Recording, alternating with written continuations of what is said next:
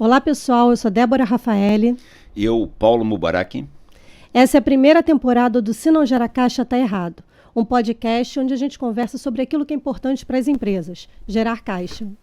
E para essa primeira temporada, para esse primeiro episódio, a gente escolheu falar sobre um assunto que é a nossa ideologia de gestão da empresa, que é o SIG.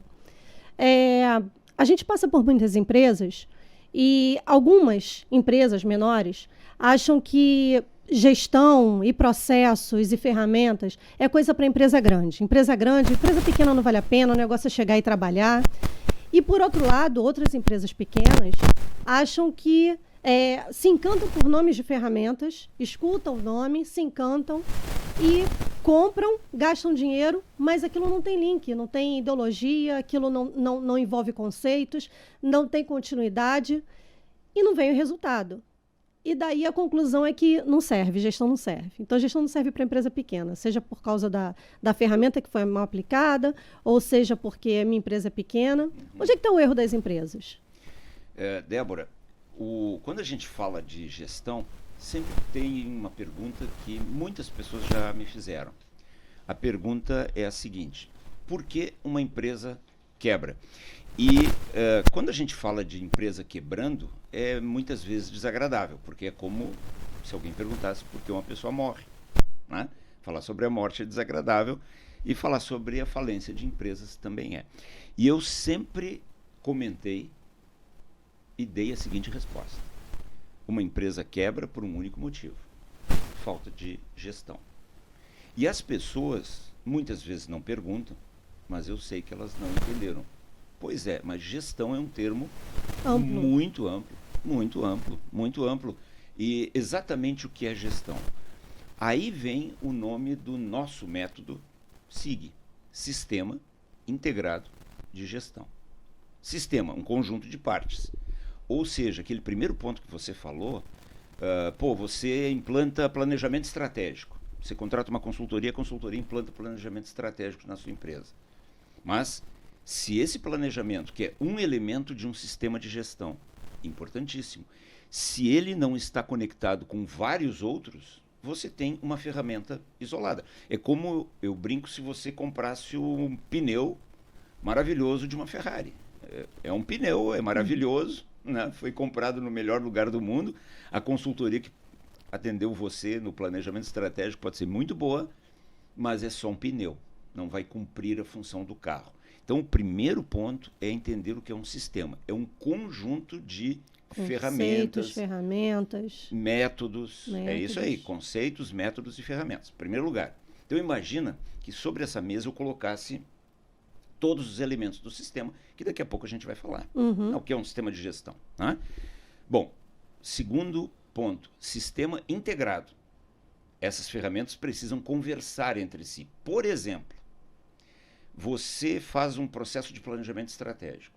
Aí saem planos de ação.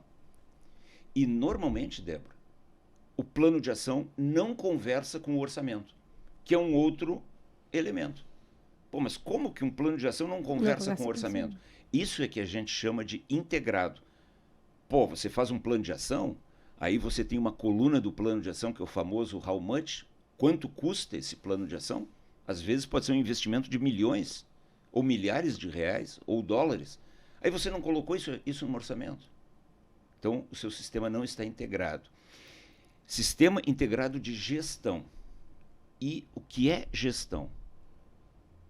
Gestão é quando você tem os processos, as pessoas e os ativos, todos da empresa, conectados por ferramentas para que a empresa atinja o seu grande objetivo, que é gerar caixa. Exatamente. Isso é muito importante, porque tudo que a gente faz não é para a empresa ficar bonita, não é para a empresa ficar só organizada. É para ela ficar bonita, organizada, gerando caixa. Gerando caixa. É para gerar caixa. O objetivo é gerar caixa. No final das contas, se a gente implantar processos, implantar indicadores, fizer plano de ação, tiver planejamento estratégico e não tiver caixa, no final, nada vai ter valido a pena. Nada vai ter valido a pena. Então, tudo é para gerar caixa. Tudo é para gerar caixa. Por quê? Porque há muitos anos atrás, Débora, A Fundação Getúlio Vargas me contratou para dar uma cadeira, eram 2 sábados, em São Paulo, para herdeiros e empresários jovens, herdeiros de empresas e empresários jovens. E quando nós começamos a conversa, para quebrar o gelo, eu cheguei na turma e disse, olha, vocês podem fazer qualquer pergunta antes da gente começar com o conteúdo para a gente se conhecer. E um rapaz, filho do dono de uma construtora de grande porte de São Paulo, depois ele se apresentou, ele perguntou para mim assim, mas ô Mubarak, exatamente o que é uma empresa? Eu disse para ele, uma empresa é uma aplicação financeira. Ponto. Isso. E ele disse, só isso? Eu digo, só isso, cara? Uma empresa é uma aplicação financeira. Através de uma atividade econômica. Através de uma atividade econômica. Você imagina, Débora, eu consigo dinheiro, seja do meu pai, seja da minha família, seja de um investidor, seja do banco. O que eu faço com esse dinheiro? Vou aplicar. Ainda mais hoje. Se ali 15%, vou deixar o dinheiro embaixo do colchão? Não. Eu posso aplicar no passe de um jogador de futebol. Fiz um investimento, quero retorno. Eu posso aplicar em cavalo no turf. Eu posso aplicar em imóveis. Ou posso abrir uma empresa. Eu disse para ele, então a empresa do seu pai nada mais é do que uma aplicação financeira. E uma aplicação financeira tem 3 características. Primeiro, a segurança, certo? Segundo, a liquidez. E terceiro, a taxa de retorno. Segurança, liquidez e taxa de retorno, a gente traduz por caixa. A empresa tem que gerar caixa por isso, porque ela é uma aplicação financeira, o caixa gera segurança, não gera? Pô, você tem caixa. Pô, não sei o que agora, vai ter eleição o ano que vem, vai ter Copa do Mundo, vai ter não sei o que, geopolítica, guerra, papapá. O que dá uma mínima segurança para você é ter dinheiro. A gente está falando de dinheiro mesmo. Não está falando de número contábil, nada. Liquidez, você tem caixa, está ali, você precisa aproveitar uma oportunidade e você tendo dinheiro, e oportunidades aparecem quando se tem dinheiro, você consegue uma boa rentabilidade. Seja através do seu negócio, seja através do caixa que ele gera. Então, assim, nós dois, eu e a Débora, nós nos já conhecemos há muitos anos e nós temos uma crença em comum. Se não gera caixa, está errado. Por isso o nome do nosso podcast, por isso o nome do nosso curso, depois a Débora vai falar sobre ele. Ah, mas a minha cultura é boa, mas a minha empresa é maravilhosa, mas a minha equipe é a melhor do mundo, mas o meu cliente, mas eu não sei o quê. Está gerando caixa, cara? Não está gerando caixa. Uma empresa se gere pelo caixa. Pelo Decisões caixa. numa empresa Pelo são caixa. tomadas pelo caixa. Pelo caixa. Tomar uma decisão de caixa é tomar uma decisão de processo. E vice-versa. Quando você fala de processo, quando você fala de trabalho, você está falando de caixa. É isso. O tempo todo. A Débora falou, processos. O seu processo de venda tem que gerar caixa. O seu processo de compras tem que gerar caixa. O seu processo de logística tem que gerar caixa. O seu processo de contas a receber, de contas a pagar, de estoque, de produção, seja lá a produção que você tiver, se você for um varejo, seu processo de venda no varejo, de armazenagem, de picking, de entrega para o cliente, de delivery, seja lá, você quem for, tem que gerar caixa. Mas a implantação do SIG não é muito difícil nas empresas? Quem é responsável por implantar um SIG na empresa? SIG é uma ferramenta. Tem lá os 3 erros que a gente costuma encontrar nas empresas. Acho que a gente podia falar um pouquinho sobre isso. As pessoas que não estão acostumadas. Familiarizadas com a metodologia. Deixa eu dizer para você, Débora, e para todos que estão nos assistindo. Quando alguém pergunta, tá, mas ok, ferramentas, conceitos, métodos, o que tem aí dentro? Eu diria o seguinte, 5 módulos. SIG tem 5 módulos. O módulo do planejamento estratégico. Depois, no futuro, a gente faz um podcast só sobre planejamento estratégico. O planejamento estratégico. Módulo 1. Módulo 2. Planos de ação derivados do planejamento estratégico. Exato. Tudo integrado. Tudo integrado.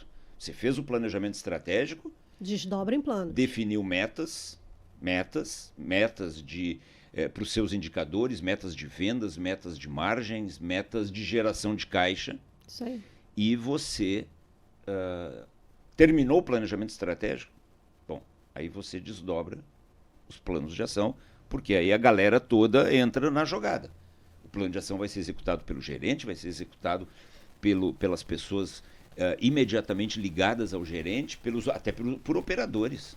Não é? Por exemplo, a implantação de uma linha de produção, os operadores vão ter que se envolver, o pessoal da manutenção e assim por diante. Então esse é o módulo 2. Módulo 1, planejamento estratégico. Módulo 2, planos de ação. O módulo 3 são os processos que você já falou. Você tem os processos da empresa, os padrões da empresa, o jeitão da empresa fazer o contas a pagar, o contas a receber, o controle do estoque, etc, etc.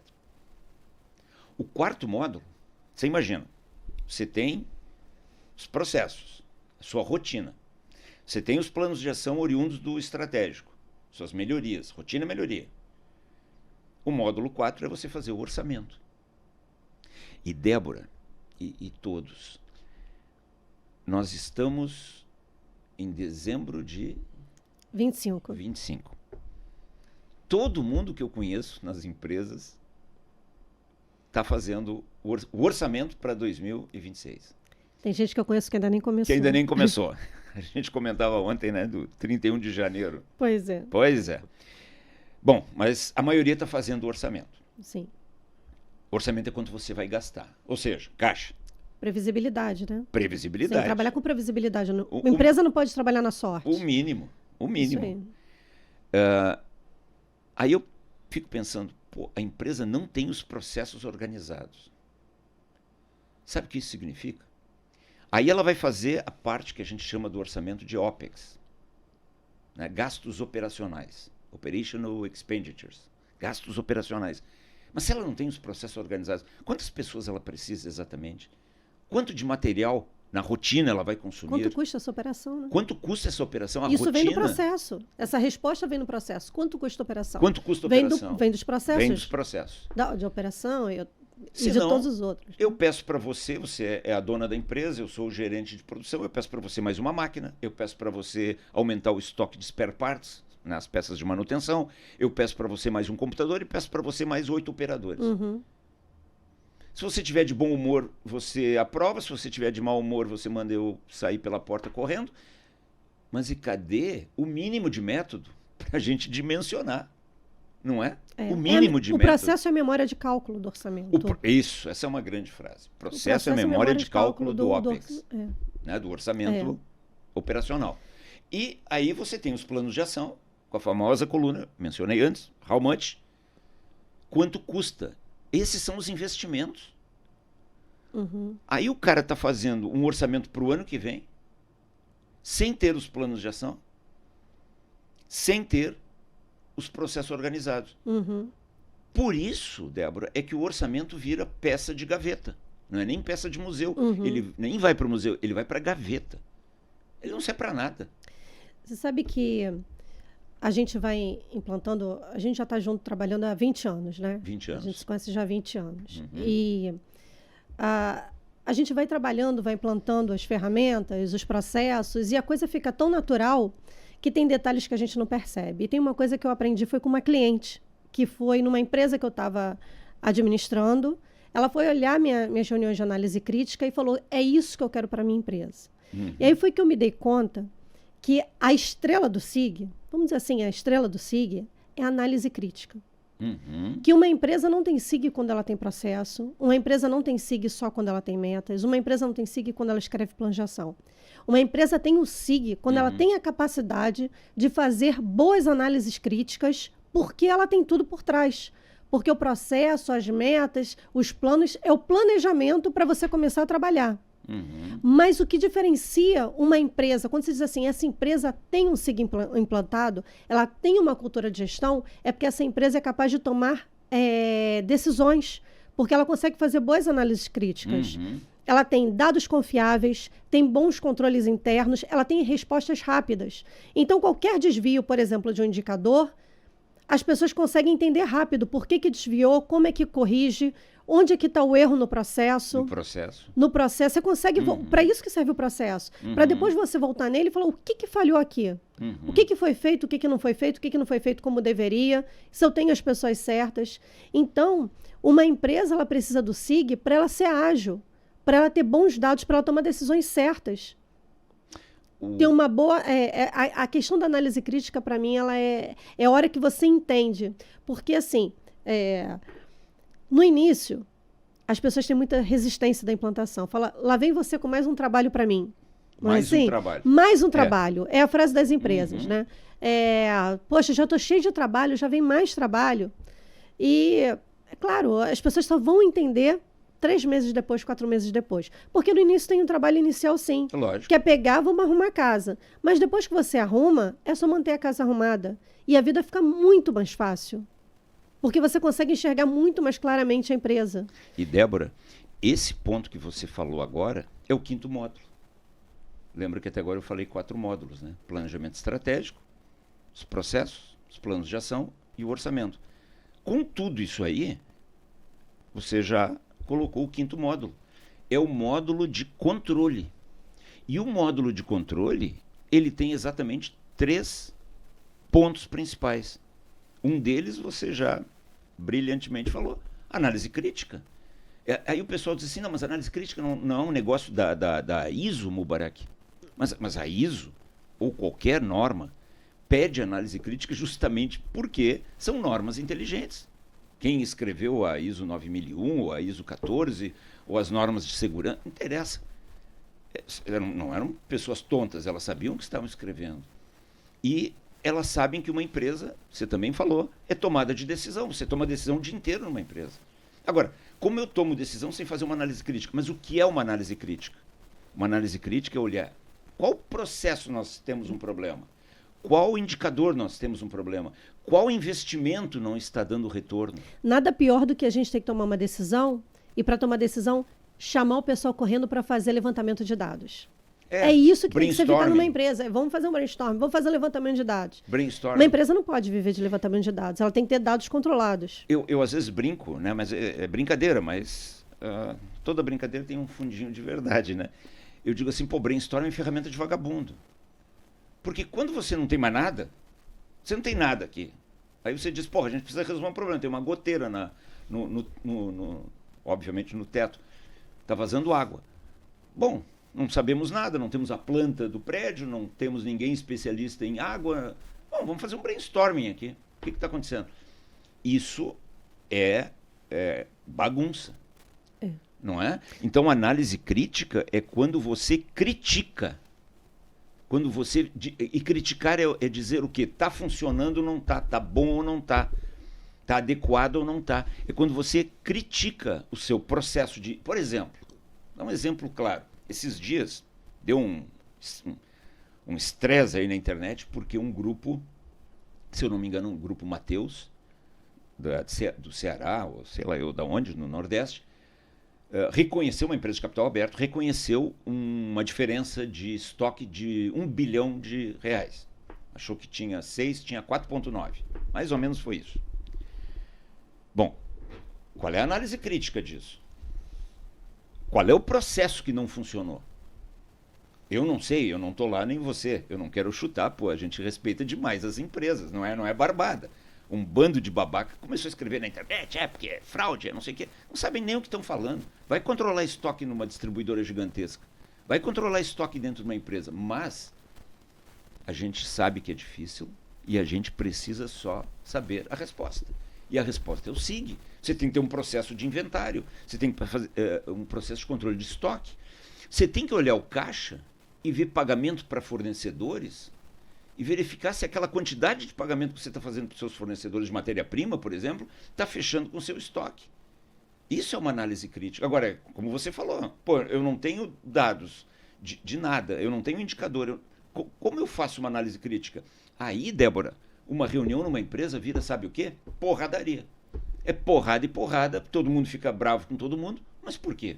Eu não tenho dados. E essa subjetividade que a gente tem que tirar das reuniões, né?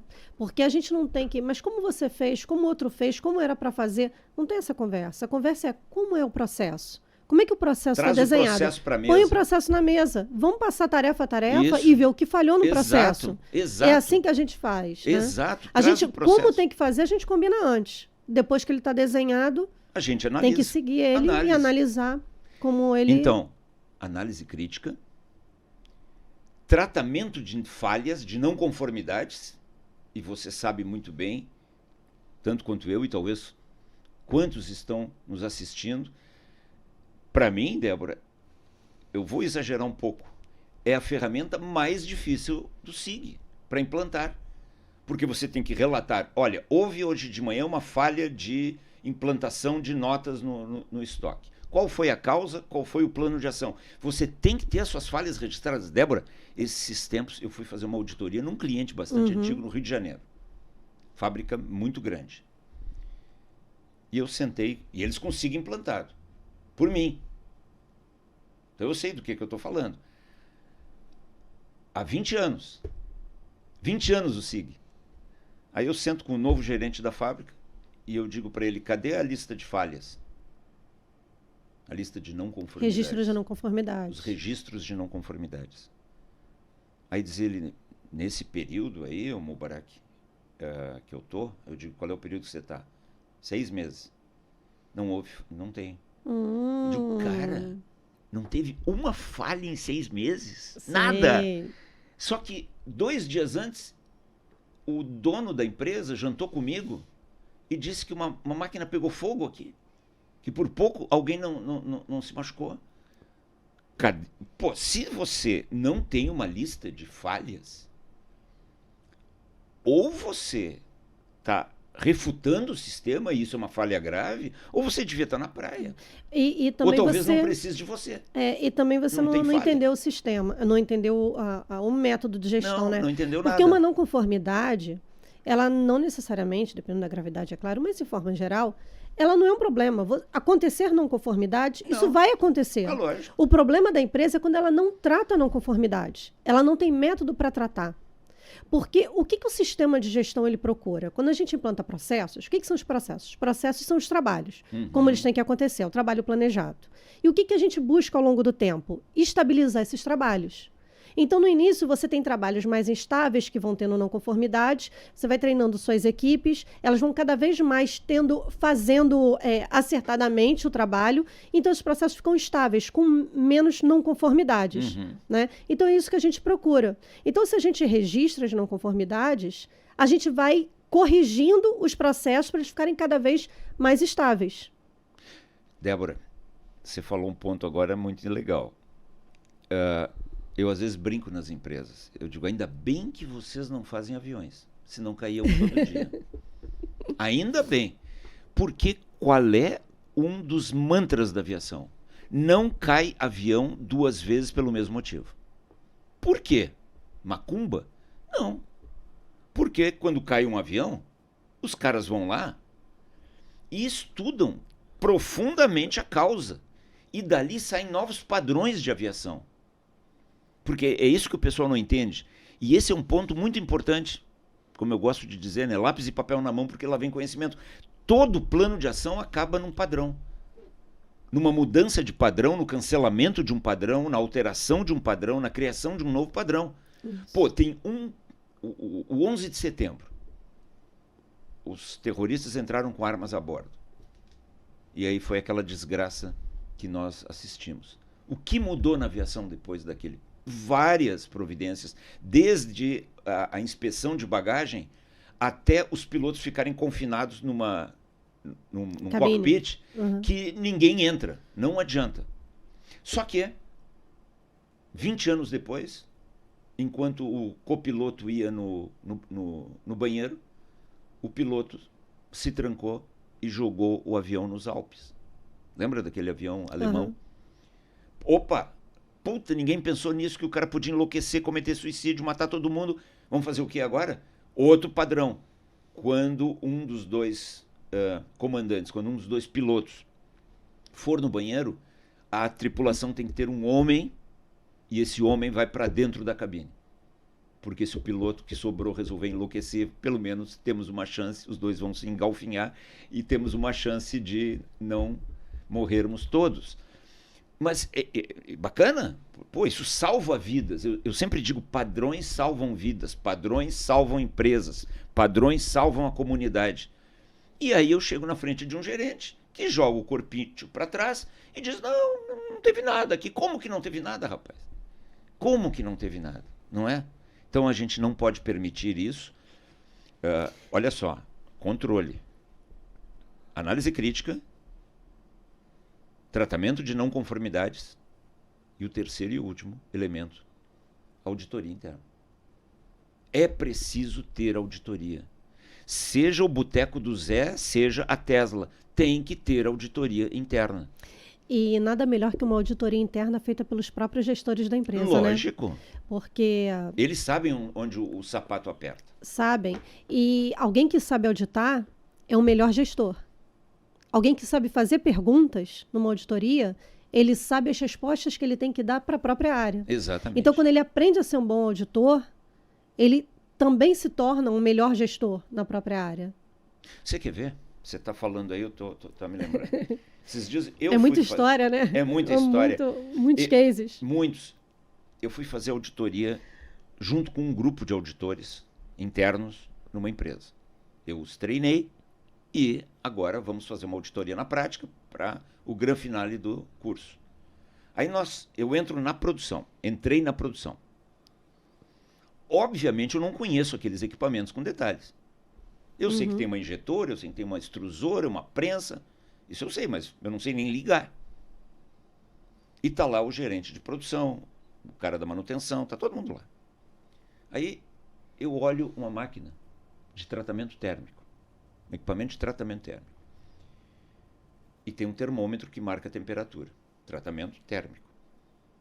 Está no termômetro 76 graus Celsius. Aí eu sei ler também.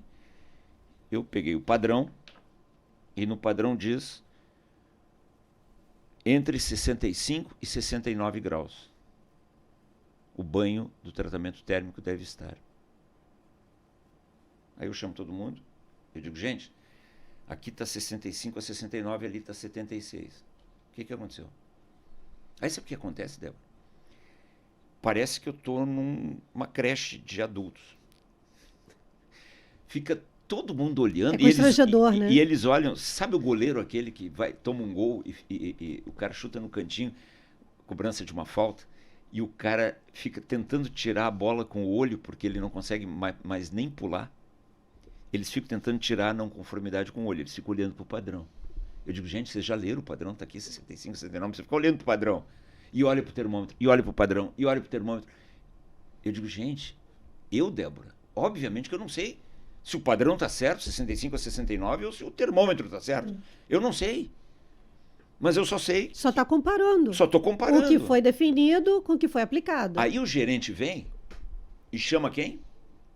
O melhor amigo do homem. O trainee, o estagiário. É o melhor amigo do homem. E o trainee, que normalmente é um jovem bacana e tal, politicamente correto zero, né? O cara diz assim, mandaram eu botar assim, porque funciona. O senhor sempre coloca assim. Aí o gerente me explica, não, Mubarak, você não conhece tratamento térmico. Mas eu sei ler. Mas eu sei ler. Eu digo, mas por que vocês escreveram 69 e 65, então? Não fui eu que pedi para vocês colocarem. Não fui eu que escrevi isso. Você entendeu? Então, isso é exatamente um caso daquilo que você está falando. A casa é do gerente, não é minha. Aí eu entro na casa do cara e tem um crocodilo no sofá. E eu chamo o dono da casa, a dona da casa, a família, e digo, tem um crocodilo ali. Ninguém viu. Quer dizer, por que ele não viu? Isso me remete a uma coisa muito importante da gente falar aqui. A gente vê muitas vezes empresas implantando processo onde chega um consultor, faz uma entrevista. O que você faz, Mubarak? Aí vai lá, escreve no papel, tá bom, esse aqui é o seu procedimento. Tem consultorias que fazem isso? Tem.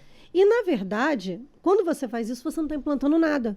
Você só está registrando o que alguém falou, uma entrevista. É isso aí. A obrigação de escrever um procedimento é do gestor. O gestor tem obrigação de escrever o procedimento.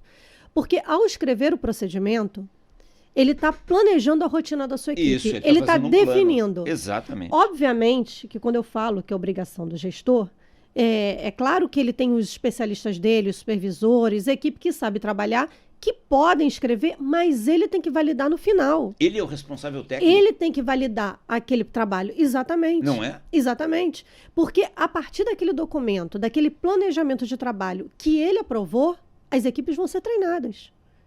Exato. Então, a partir do momento que alguém escreveu Exato. lá que era de 65 a 69 a temperatura, tem que treinar todo mundo nisso aqui.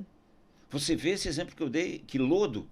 Pois é. O trainee não acredita no... E padrão tem que ser treinado. Você não escreve um padrão para guardar.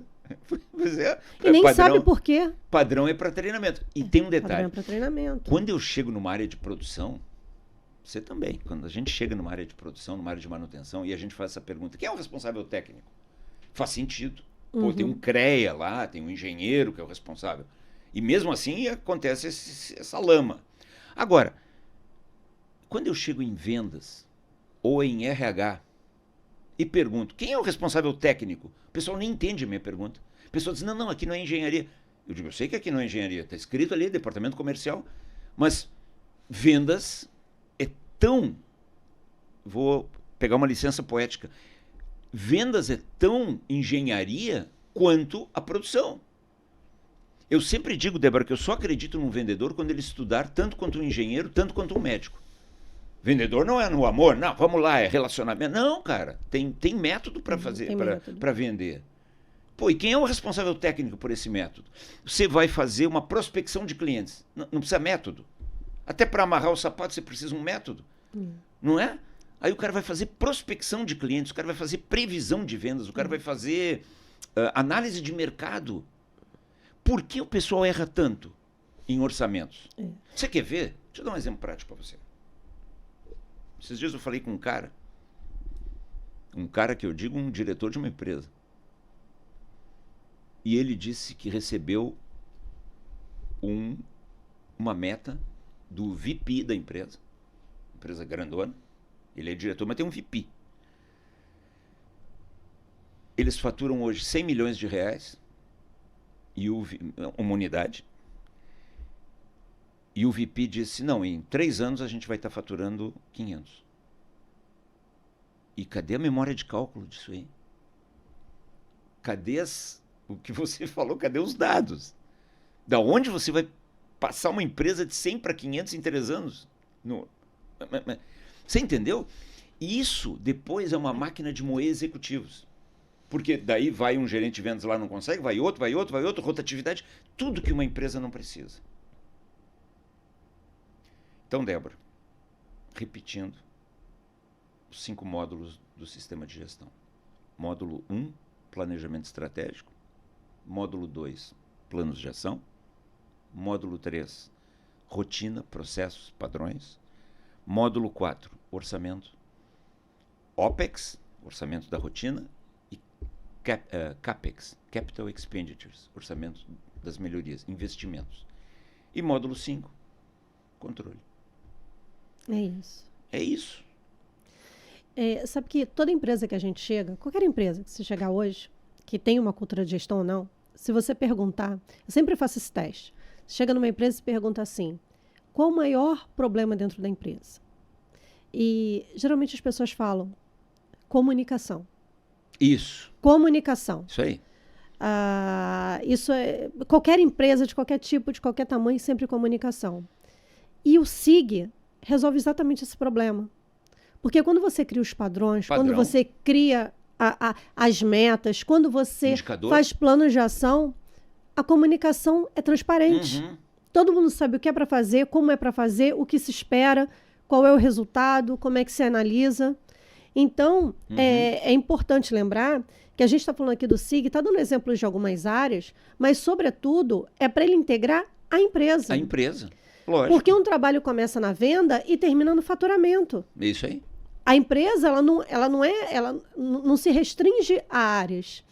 Eu estava lembrando agora, exemplo também mais operacional, quando eu estava fazendo consultoria numa empresa de ônibus, e a mão de obra, o motorista, é escassa, difícil de contratar, uma mão de obra difícil de contratar. E, num determinado momento, a gente estava comprando mais ônibus, fazendo investimentos em ônibus. Então, fazendo conta, porque um ônibus é muito mais caro do que um motorista. Então, fazendo conta e tal, vamos comprar quantos e tal, como vai ser e tal. Aí, numa reunião, nessas reuniões de análise crítica, que a gente tinha periodicamente, semanais, eu falei, escuta, e quem vai dirigir? E quem vai dirigir? Porque você tem um processo ali da operação. Você põe ônibus, você não pode esquecer que você tem motorista. Você fala assim, Débora, mas isso é óbvio. Mas as pessoas esquecem. Elas fazem processo, vai lá, compra ônibus e depois vai pensar como é que eu vou fazer. Então você tem que andar com a empresa toda junto. O RH tinha que andar ali junto, começar a contratar, mudar o processo de recrutamento e seleção para quando o ônibus chegar, ter equipe treinada para dirigir. Tem 3 erros, Débora, que um gestor faz. Tem 3 ferramentas que um gestor deve ter e tem 3 obrigações de um gestor. São os trios de ouro. Os 3 trios de ouro. 3 barras de ouro que a gente vai passar agora, né? Para quem nos dá a honra de ouvir e de assistir a esse podcast. Primeiro, 3 ferramentas para um gestor. Tabela de indicadores com as suas metas. Processos mapeados, fluxogramas e padrões para treinamento, para auditoria, para tratamento de falhas. E planos de ação para fazer as melhorias que todo gestor deve fazer. Isso. Só isso. Cara, são 3 ferramentas. Não, com essas 3 ferramentas você deve responder qualquer pergunta dentro de uma empresa. Deve. É assim que você responde uma pergunta para o presidente, para alguém que vai te fazer uma pergunta, como é que você responde? É isso aí. Como é que sua área está indo? Como é que está o desempenho da sua equipe? Tem que mostrar indicador. E você vê, Débora... Como é que faz o trabalho? Processo. Como é que você vai implantar? Como é que você vai corrigir alguma coisa? Plano de ação. Você só deve responder. Uma empresa organizada responde qualquer coisa com essas 3 ferramentas. Com uma dessas 3 ferramentas. Você vê. Algumas semanas atrás, eu estava conversando com um gerente geral de uma planta, uma fábrica, e o super CEO da empresa foi visitá-lo. E ele estava bem preocupado e tal. Pô, receber a visita, era num outro país. Né? A empresa tem sede num país e ele está num outro. E o CEO, porra, foi lá. Aí depois... eu liguei para esse gerente geral e eu disse para ele como foi a visita. Ah, foi boa e tal. Mas ele estava meio caído. Aí eu disse para ele, deu algum problema? Não. Aí eu disse para ele, o que aconteceu, cara? Ele disse, Mubarak, ele veio aqui, me cumprimentou, falou da vida dele, perguntou da minha. Tudo certo, quebra-gelo. Mas ele não me fez uma pergunta. Uma pergunta. E aí, Débora, vem a questão das perguntas. O CEO, antes da visita não é uma visita turística, não é uma visita social, protocolar, ele devia ir com uma folhinha com os indicadores desse gerente. E dizer, vamos olhar os seus indicadores, como estão? Outra folhinha com alguns processos. E perguntar, escuta, como está o processo de inventário? Como está o processo de contas a pagar? Como está o processo de gestão da dívida? E a outra folhinha, olha, eu escolhi aqui um dos 6 planos de ação que você está fazendo, os investimentos. Eu quero olhar aqui como está o cronograma físico-financeiro do seu investimento. Mas não. Agora, por que esse gestor, esse CEO, não fez isso? Por quê? Porque, por um motivo muito simples, ele não sabe fazer isso. Ele não foi treinado. Ele não entendeu o SIG. Ele nem tem sistema de gestão, talvez. Ele tem um amontoado de ferramentas, conceitos, métodos, para cá, para lá, você entendeu? E você falou muito certo. Sempre que nós sentarmos à mesa para fazer uma reunião na empresa, o assunto da reunião obrigatoriamente ou é um indicador com a sua meta, ou é um plano de ação de um investimento, ou é um processo. Primeiro trio de ouro. Vou dar um exemplo prático. Cheguei numa empresa, não é minha cliente ainda. O dono da empresa disse assim: Mubarak, você fala isso nos seus vídeos, né? Que ou é um indicador, ou é um padrão, ou é um plano de ação. Mas eu estou com um problema chato aqui na empresa. A gerente de RH se envolveu com o gerente de vendas. Os dois são casados, todo mundo sabe, uma cidade pequena, só que eles estão tendo um caso. E eu vou ter que demitir os dois. O que você acha? Eu digo, claro que tem que demitir. Pois é, disse ele, mas você vê, esse caso, disse ele, não está num indicador, não está num plano de ação e não está num padrão. Eu digo, opa, cadê o manual de compliance da companhia? Ou o código de ética, ou como você chame. Você não tem isso. Você não escreveu lá que esses tipos de relacionamentos não são aceitos pela companhia? Ou você poderia ter escrito que aceita qualquer bagunça na companhia, mas escreva como você, porque agora a você regra vai... tem que estar clara. A regra tem que estar clara. A regra pode ser bagunça. Eu já tive um presidente, Débora, que quando nós fomos construir o compliance dele, e alguém falou, vem cá, relacionamentos espúrios, ele disse, não bota nada, o que eu quero é dinheiro, cara. Tá bom. Ok. Tá bom, ok, essa é a regra. Então não demite os caras. Isso. Entendeu? É isso aí. Mas, de novo, todos os assuntos, 100%, ou eles estão no indicador, ou num plano, ou num padrão. Então, as 3 ferramentas do gestor, os 3 erros do gestor. Rapidamente, porque eu acho que a gente já está indo, né, pro... Não, acho que ainda tem um pouquinho. Tem um pouquinho. Tem. Anota aí. O gestor tem um erro básico. Ele ignora que o estado natural das coisas no universo é o caos. Isso aí. Não é a ordem. Se você deixar o natural, é bagunça. Se você deixar o natural, é prejuízo. Se você deixar o natural, é acidente. Se você deixar o natural, é perda de cliente. A ordem tem que ser continuamente forçada. Você tem que estar ligado. Uma diretora de vendas me perguntou esses dias, Débora, Mubarak, eu estou cansada, disse ela. Quando isso aí termina, Mubarak, essa vigilância constante, esse controle, o treinamento, a auditoria, eu disse para ela, quando você morrer, talvez. Não é? Talvez. Dependendo da crença de cada um. Eu digo, mas enquanto você está na empresa, a missa tem que ser rezada todo dia. Se você... Por isso tem uns idiotas. Olha só, Débora, como tem idiota, né? Que ficam falando aí na internet. Às vezes caras bons, mas são ingênuos, ou sei lá, estão jogando para a galera. Você tem que dar contexto, não controle. O microgerenciamento é absolutamente errado. Cara, de que planeta vocês vieram? As pessoas ficam fraudando empresas o tempo inteiro. Tem nego roubando produto, tem cara metendo atestado falso, tem cara olhando o celular enquanto devia estar trabalhando. Que planeta vocês vieram? Autocontrole? Agora, evidente, quando você vê que uma pessoa ela é bacana, que ela se comporta bem, você diminui o controle sobre ela.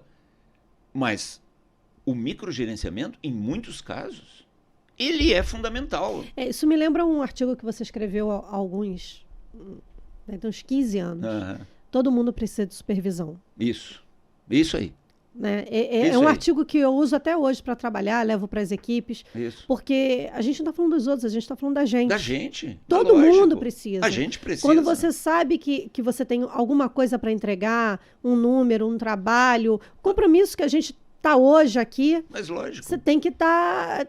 Tem alguém que vai olhar, tem alguém que vai ver. Você tem que se cobra. Preparar. É o tempo todo. Eu cobro você me cobra, nós somos sócios. Todo mundo precisa de supervisão. É isso. Então, isso não pode parar nunca. O pessoal fica...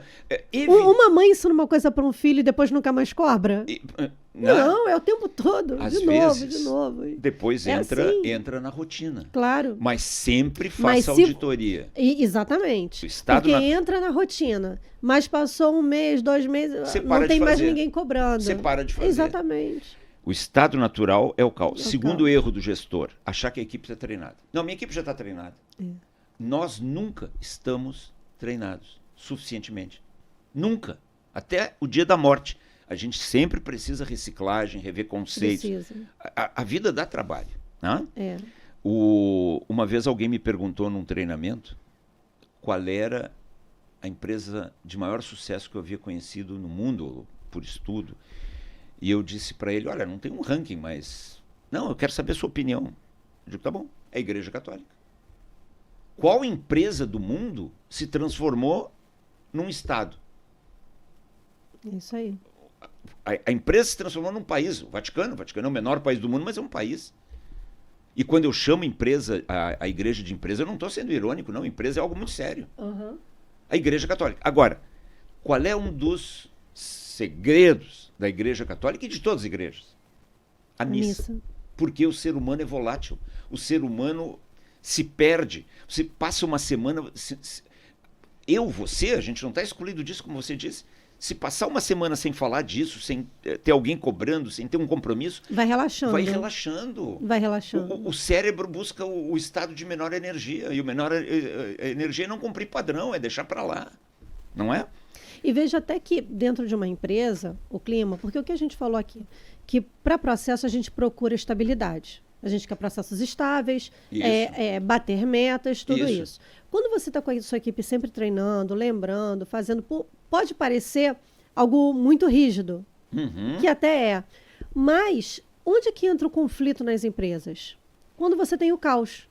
Porque quando tem caos, não está claro e fica todo mundo procurando o culpado. Então começam os conflitos, começa a desordem, começa todo mundo a perder o foco do trabalho. Quando você tem processos estáveis, metas sendo atingidas, a empresa é muito mais harmoniosa. Então melhora muito o relacionamento. O clima da empresa, quando você tem regras claras, processos estáveis e metas sendo batidas, o clima é muito... E isso é o clima da empresa. Isso define o clima da empresa. Confusão é terrível. O dono de uma empresa esses dias perguntou para mim, o que você vai entregar? Eu digo, vou entregar o sistema de gestão. E o sistema de gestão vai entregar caixa. Isso aí. Mais algum ponto? Eu digo, sim, paz. É isso aí. Vou trazer paz para você. Porque você tem uma montanha de dinheiro nessa empresa. Você olha para uma empresa, você vê dinheiro por tudo que é lado. E você precisa ter paz, que você tem pessoas que estão cooperando dentro de regras bem claras, treinadas, auditadas. Isso aí. Terceiro e último erro do gestor. Vamos lá. Esperar demais das pessoas. Das pessoas. Mas o cara é adulto. Esses dias um controller me disse, não, Mubarak, eu não cobrei de ninguém os indicadores. Ele estava falando isso porque nós fomos para a reunião de análise crítica e ninguém tinha atualizado os indicadores, ou quase ninguém. Aí diz ele, mas eu digo, mas você não cobrou, cara? Seu controller, seu controlador, você não cobrou? Diz, mas são todos adultos? Eu digo, mas esse é o problema. Esse é o problema, são adultos. Adultos são relaxados, adultos postergam, adultos procrastinam. Você acha que é só criança que faz isso? Aliás, a criança é a que não faz. Adulto é isso aí. Então, não espere demais das pessoas. A expectativa é a mãe da merda, não é? Não é? A gente sempre fala isso. Expectativa é a mãe da merda. Quanto mais expectativa você tem, pior. Mais frustrado você fica. Então, não faça isso. E, para terminar, as 3 obrigações do gestor. O gestor, em primeiro lugar, e é por ordem, ele tem que bater meta. Não, mas o cara é legal e tudo. Bom, então convida ele para um churrasco, tomar um chopp. Pô, vamos tomar um chopp. O cara é legal, a gente vai lá. Na empresa ele tem que bater meta. Bater meta, cara. E um detalhe. Olha, Débora, pô, a gente está nessa aí há 20 anos, 30 anos, né? Ou mais. Eu nunca vi, não me lembro de ter visto, um gestor chegar para mim e dizer assim, eu não sei bater essa meta. A arrogância faz com que o gestor diga, não, essa meta não está sendo batida porque o meu concorrente está fazendo práticas ilegais, porque o câmbio não sei o quê, porque o governo não sei o quê. Cara... A culpa é sempre externa. A culpa é sempre externa. Você tem que bater meta. E caso você não esteja batendo, você tem que fazer algo muito bacana, que é estudar. E não tem nada mais honesto numa empresa do que a meta, né? Porque eu gosto de dizer para as equipes que eu trabalho que quando você tem uma meta, você tem um contrato. Quem cobra de você deixou claro o que espera e você tem clareza do que estão esperando de você. Então, a meta, ela dá essa transparência. É muito ruim quando você está dentro de uma empresa trabalhando e você não sabe o que esperam Não de tem você. meta. Aí daqui a pouco você é mandado embora e você nem sabia que estavam esperando coisas de você porque não foram ditas. Uhum. Então, a meta ela é muito honesta, né? É muito honesta. É muito honesta. Porque Você é pode clara, né? discutir, inclusive, no início, se aquela meta é factível ou não, se dá ou não, se cabe dentro de um plano de ação. Correto. Se você tem recurso. Então, você combina isso na largada. Né? Acompanha ao longo do tempo o plano de ação. Mas ela é honesta, porque ela dá clareza para os dois lados, para quem cobra e para quem tem que entregar. Depois você tem que atingir. Exatamente. Metas. Bater metas. Um detalhe. Acho que dentro da nossa experiência, né, Débora? 80 a 90% das metas definidas todo ano não são batidas. Não é isso? É alto, né? Muito. Muito alto. A tabela de indicadores é um vermelhão só. E fica por isso mesmo. Aí um dia alguém está muito irritado, demite alguém, diz, não bati a meta. Pois é.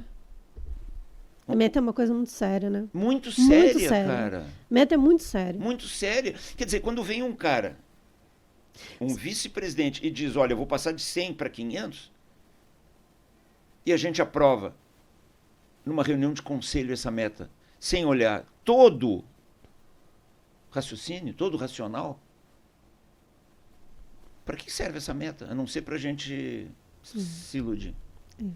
Né? Empresa é um investimento. Investimento tem que trazer resultado. Não é? Se você não bate meta, você não trouxe resultado. Meta é sério. É muito sério. Segunda obrigação do gestor, desenvolver a equipe. Sim. Desenvolver a equipe. E é do gestor, não é do RH. Não é do RH. É do gestor. É do gestor. Ele tem que desenvolver a equipe. Ele tem que olhar para aquela equipe como se ele olhasse, eu vou ser até piegas agora, para os filhos dele. Ele tem que estar interessado na vida do cara. Ele tem que estar interessado no treinamento do cara. Ele tem que estar interessado no que a mulher que está com ele está lendo. Ele tem que inspirar. Eu, às vezes, digo para os gestores, Débora, principalmente para gestores de produção, que lidam com operadores, são pessoas que vêm normalmente de camadas muito pobres da população. Ou, por exemplo, o cara que é chefe de trade, lida com motoqueiro, com gente que vai fazer trade nas lojas. Pessoas pobres, que têm vidas muitas vezes complicadas pela falta de recursos. Eu disse para eles, olha, muito cuidado quando vocês se comportarem na frente dessas pessoas. Você pode ser a primeira pessoa decente que essa pessoa encontrou na vida. Então, desenvolver equipe, fazer avaliação de desempenho, fazer plano de desenvolvimento, treinar a pessoa. É isso aí. E terceiro, o gestor, ele é responsável dentro da sua área por ser a voz dos donos. Cultura. A cultura é a voz dos donos. A cultura tem que permear até o operador. Não tem? E ela tem que estar presente todo dia na empresa. Todo dia. Em todas as rotinas. Não pode fazer, fechar os olhos para erro. Você tem que estar o tempo todo ligado no cumprimento da cultura. Então é isso que você tem que fazer o tempo todo. Como gestor. Vamos passar para as conclusões? Vamos. Vamos encerrando aqui esse primeiro episódio. Conclusões. Temos indicação de livros? Tem 2. Então vamos lá. Ó, casualmente esses aqui, que eu vou mostrar, eu ainda tenho em papel. Porque vários livros, depois o editor vai colocar a imagem deles, mas vários livros, eles são, hoje que eu tenho... No Kindle, né? No Kindle. Mas esse aqui é um clássico. Esse é um clássico. Eu já dei de presente várias vezes. Eu adoro esse livro. Esse é um livro velho. Não, velho é a sua cabeça. Né? Velho esse é um clássico. Esse é um clássico. Esse é um clássico. Jack Welch, o maior CEO, segundo números, não opiniões, do século XX. Paixão por vencer. É como disse o senhor Welch. Eu tenho uma vida muito simples, ele disse, na aposentadoria. Eu escrevi um livro e chefiei uma empresa. Só que o livro é um espetáculo e a empresa foi a General Electric. Né? E esse livro aqui, esse livro fala muitos aspectos do sistema de gestão. Sim. E esse outro livro, Destronando o Rei, escrito pela Julie McIntosh, uma jornalista americana. Ela descreveu brilhantemente, Débora e todos, como os brasileiros da Ambev, o Marcel Telles, o Sicupira, o Carlos Alberto Sicupira, o Jorge Paulo Lemann, conseguiram sair da Brahma dos anos 90 para 15, 20 anos depois comprar a maior cervejaria do mundo, que a gente aqui no Brasil fala a Budweiser, né?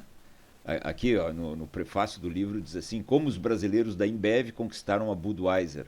Budweiser é uma das marcas da Anheuser-Busch, que hoje é a maior empresa de bebidas do mundo, chamada Anheuser-Busch. Isso tem tudo a ver com SIG, tem tudo a ver com cultura. Ambev. E deixa eu fazer uma oferta até, Débora. Quando eu li esse livro, eu fiz uma lista dos 109 erros. Foram 109 que a Anheuser-Busch cometeu para ser presa relativamente fácil da Ambev, porque a aquisição foi hostil. Está tudo aqui. Se alguém quiser, depois entra em contato conosco e a gente passa esse Então já vou aproveitar aqui e falar para as pessoas que quem curtiu esse episódio pode procurar na descrição do vídeo aqui embaixo mais informação sobre o nosso trabalho, comenta, dá sugestão de novos temas, peça informações, façam perguntas, né? Façam perguntas, tragam perguntas, que a gente vai ter o maior prazer em debater, em discutir, em trocar informação. Peçam o material. 109 erros. Os 109 erros também. E também eu queria dar um recado que a gente tem um curso, que é o Se Não Gera Caixa Tá Errado, que também, se você quiser conhecer, a página de vendas também está na descrição do vídeo abaixo. Tem um vídeo lá, uma aula grátis, vale muito a pena conhecer. Então, quem tiver interesse, é isso? Pode adquirir. É isso aí. E eu queria falar só uma coisinha aqui no final que me veio à cabeça, para os empresários, donos de empresa. O SIG não é para o chão de fábrica. O SIG começa de cima para baixo. Se não tiver o apoio de quem está em cima, né? Se a gente não gerir de cima para baixo, não adianta esperar que embaixo vai ser implantado. As pessoas se esforçam embaixo, mas se em cima a empresa não for gerida de acordo com sua cultura, com indicadores, processos e planos de ação, não tem jeito. Perfeito. Não é isso? Os donos